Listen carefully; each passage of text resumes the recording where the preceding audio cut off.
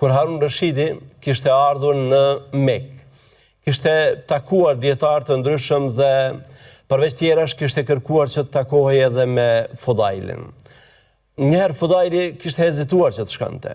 Kishte menduar se ndoshta është më mirë që të qëndronte më larg. Por kur u përsërit kërkesa, dikush prej të afërmve i tha që ndoshta është më mirë që të shkosh sepse mbase Haruni po kërkon ndonjë këshill prej teje.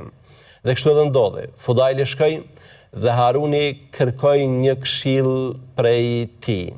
Fudaili me pak fjalë i dha një këshill e cila e preku thellë në zemër Harunin.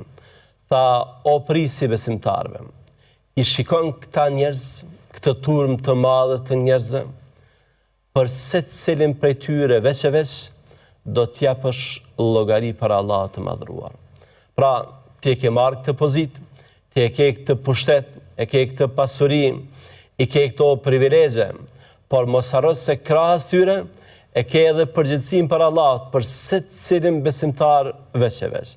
Prandaj kjo këshill e kishte prekur thellë në zemër Harunin, i cili kishte qarë aq shumë sa që kishin kërkuar suite e tij që Fudaili të largohej për shkak se kishin frikë shëndetin e Harunit, pra nga ndikimi i madh prej kësaj këshille.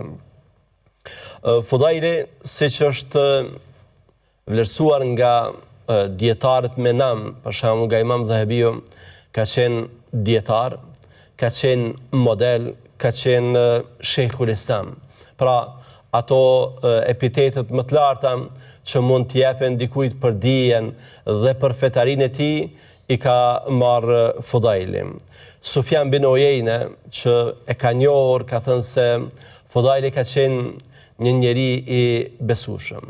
Ndërsa dikush që e ka njohur edhe më afër, edhe ndoshta më mirë se të tjerët, Abdullah bin Mubareku, ka thënë fjalë që Fudailin e ngritin në qiell. Ka thënë, për mua nuk ka njeri mbi faqen e dheut që sot është më i mirë se sa Fudail bin Iyadi.